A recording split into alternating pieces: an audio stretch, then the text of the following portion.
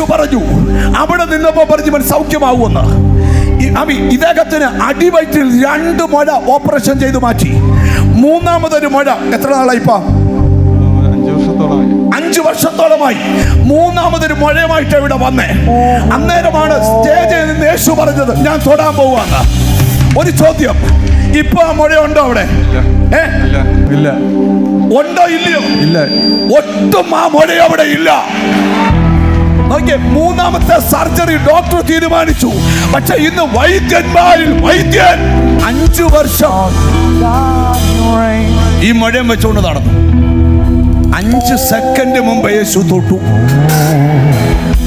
സന്തോഷമായോ? സന്തോഷം. ധൈര്യമായി പോയിരുന്നാൽ